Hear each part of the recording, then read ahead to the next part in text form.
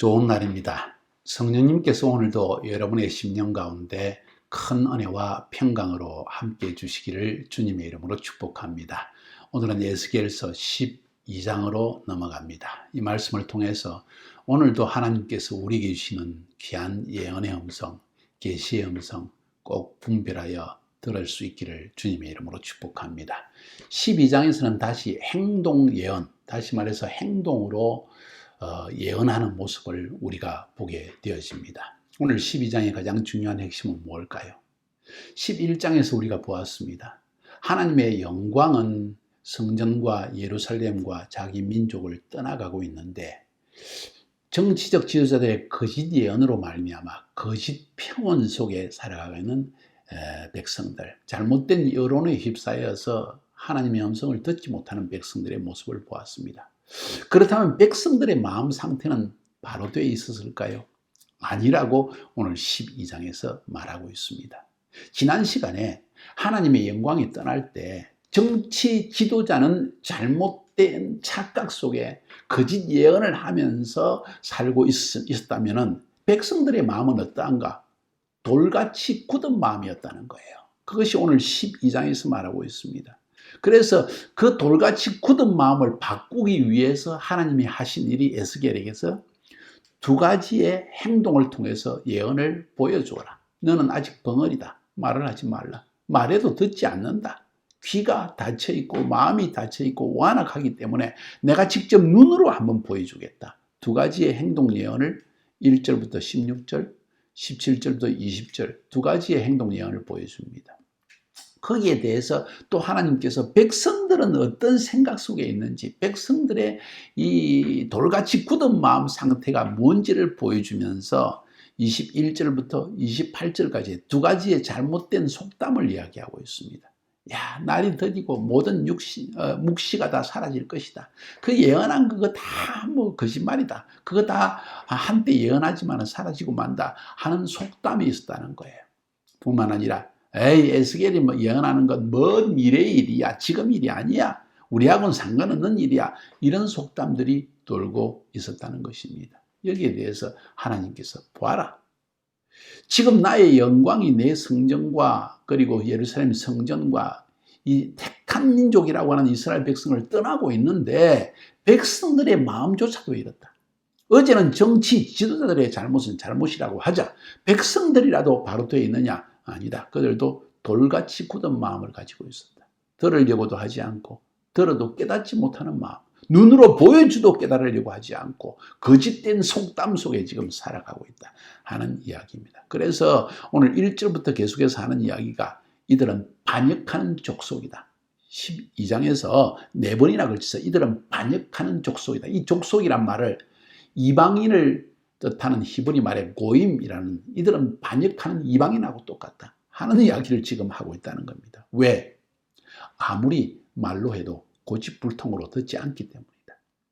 그래서 하나님은 이런 행동 예언을 통해서 보여주시고 결국 그 예언한 대로 심판을 받을 것이고 그 모든 이런 행동 예언으로 하는 목적은 나 주 여호와가 이 일을 행했다는 것을 알게 하기 위해서. 눈으로 보았지 않느냐? 귀로만 들은 것이 아니라 눈으로 보았지 않느냐? 나중에 심판을 받고 난 이후에도 하나님이 우리를 심판하셨다는 것을 깨닫게 하기 위해서 내가 이런 행동으로 예언을 보여준다 하는 것을 말하고 있는 것이 12장입니다.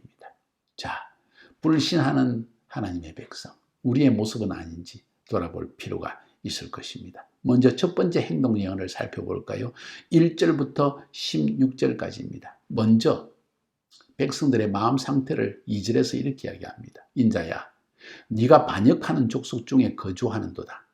그들은 볼 눈이 있어도 보지 아니하고 들을 귀가 있어도 듣지 아니하나니 이들은 반역하는 족속이라. 그래서 뭘 명령하였습니까? 1절부터 16절까지 핵심은 무엇입니까?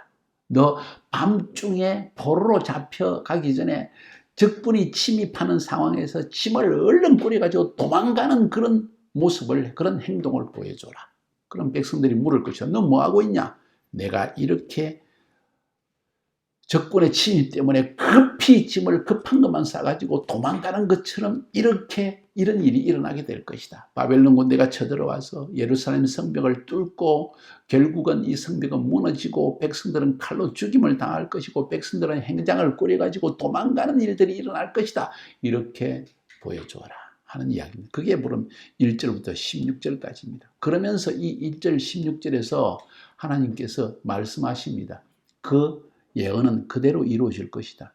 이것은 너의 징조다. 내가 이렇게 행동으로 보여주는 것은 징조로서 보여주는 것이다.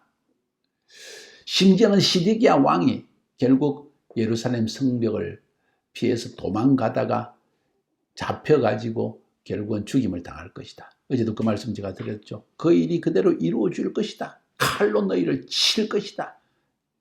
이 일이 있고 난 뒤에야 내 여호와 하나님, 내가 이 일을 행했다는 것을 너희들이 알게 될 것이다. 보세요. 15절 16절에 동일한 이야기가 내가 여호와인 줄을 그들이 알리라. 16절에도 내가 여호와인 줄 그들이 알리라. 하나님은 자기 백성들이 하나님이 심판하신 것을 알기를 원하십니다.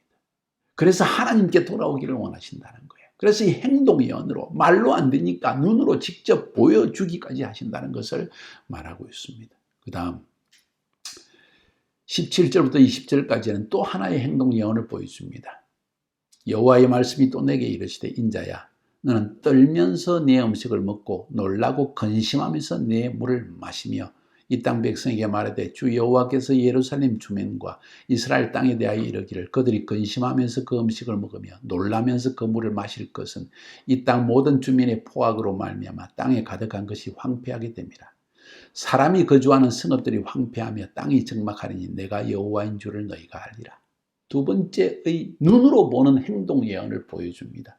두려워하며 근심하면서 이렇게 음식을 먹고 물을 이렇게 마시는 모습을 보여주라는 거예요. 백성들이 너 왜 그러냐 하고 물어보면 이렇게 될 것이다. 우리의 형편이 하나님 앞에 범죄한 우리 민족의 형편이 하나님의 영광이 떠난 우리의 삶의 모습이 이렇게 될 것이라는 것을 보여주라는 것을 에스겔은 행동으로 보여줍니다.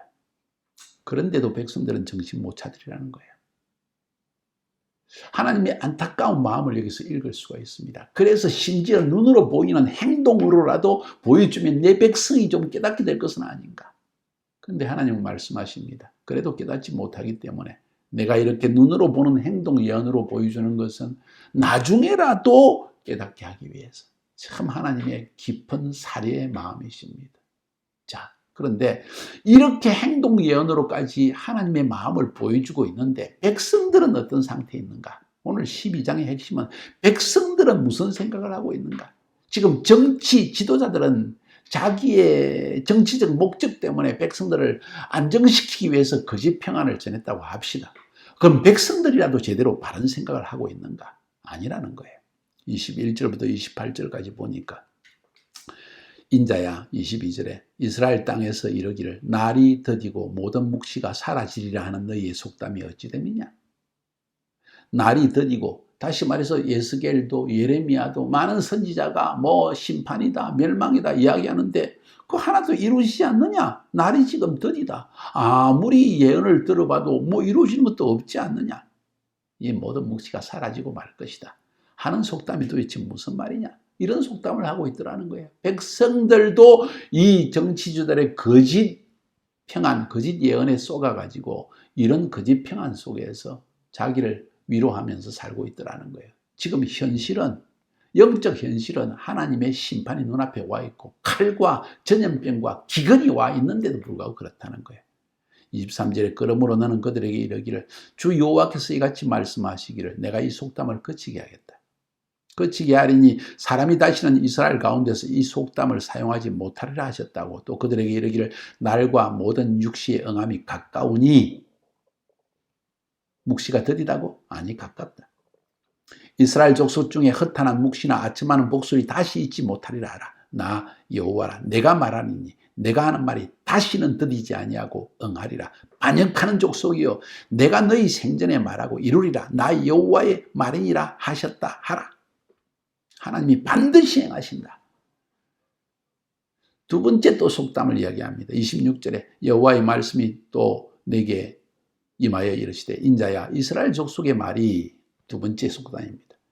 그가 보는 묵시는 여러 날 후의 일이라. 그가 멀리 있는 때에 대하여 예언하였다 하느니라. 다시 말해서 에스겔이 하는 예언, 예레미야가 하는 예언, 먼 미래에 있을 일, 우리하고는 상관없는 이야기야. 이런 이야기를 했다는 것입니다.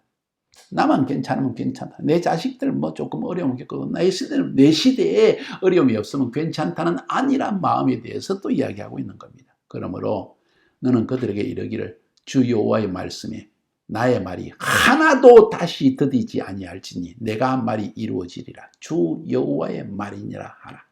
하나님이 반드시 이 일을 행하신다는 것입니다. 실제로 그 일은 주전 586년 이루어지고 말았습니다. 하나님의 예언자를 들어야만 합니다. 다수의 의견이 거짓을 예언할지라도 혹 그 반대되는 예언이 있다고 한다면 귀를 기울여 들으셔야 될 것입니다. 여기서 한번 생각해 볼 것은 왜 백성들이 이렇게 불신했을까요? 그들의 마음속에 무슨 마음이 있었을까요? 제가 한번 생각해 봤습니다. 이런 불신이 있습니다. 만일 하나님의 심판이 그들에게 올 것이라면 올 것이라 할지라도 자기들의 세대는 오지 않을 거라고 믿었던 것입니다. 먼 미래에 있을 것이다. 나하고는 상관없는 일이다. 또 포로 생활이 곧 끝날 것이라고 선언한 거짓 선지자들이 많은데 왜 굳이 에스겔과 예레미야 예언을 믿어야 되는가? 다른 선지자들은 지금 1차, 2차 포로로 잡혀간 사람들 금방 돌아올 것이라고 하는데 왜 에스겔과 예레미야는 3차로 포로가 또 잡혀가서 완전히 멸망할 것이라고 이야기하는가? 누구 말을 믿어야 되는가? 돌아올 것이라고 하는 좋은 예언한 사람 많은데 왜 그 말을 놔두고 우리가 예레미야와 에스겔을 들어야 되겠는가? 이런 이야기입니다. 심판은 지도자들이 받는 것이지 백성들이 왜 받아야 되는가? 하는 생각도 있었다는 겁니다. 뿐만 아니라 중요한 것은 하나님은 자기 택한 백성을 심하게 심판하지는 않을 거야. 절대로 성전은 안 무너질 거야. 교회는 절대로 하나님이 지키실 거야. 근데 하나님의 영광이 떠나면요. 우리가 조상의 죄 때문에 우리가 벌을 받는 게 옳은 것인가? 이건 하나님의 공의가 아니지 않는가? 이런 생각도 있었다는 거예요. 그리고 하나님의 심판을 피할 수가 없다면 지금 회개하면 무슨 소용이 있는가? 이런 생각까지도 팽배했다는 겁니다. 사랑하는 여러분, 이것이 우리에게도 똑같이 이 시대에 있는 마음이 아닌가 하는 생각을 해봅니다. 중요한 것은 우리는 하나님의 예언을 듣고 있습니까? 이 시대에 하나님이 주시는 음성을 듣고 있냐는 거예요. 아니면 지금 내가 하고 있는 사업, 내가 지니고 있는 부, 관리하고 지키는 일에 온 신경을 쓰다가 내 바로 옆에 있는 예언자의 말을 듣지 않고 멸망당하고 있느냐. 이건 너무 심각한 문제 아니겠어요? 한번 생각해 봅시다. 지금 여러분의 나라, 민족, 사회, 정치 상태는 어떻습니까? 우리는 지금 어떤 상태에 있습니까? 한번 심각하게 의논해 보시고 정확한 답이 없다 할지라도 이 문제에 대해서 경성하면서 어느 시대라도 이런 일이 계속 반복되었다는 것을 기억하면서 하나님의 심판을 피할 수 있는 여러분이 되기를 바랍니다. 승리하시기를 주님의 이름으로 축복합니다.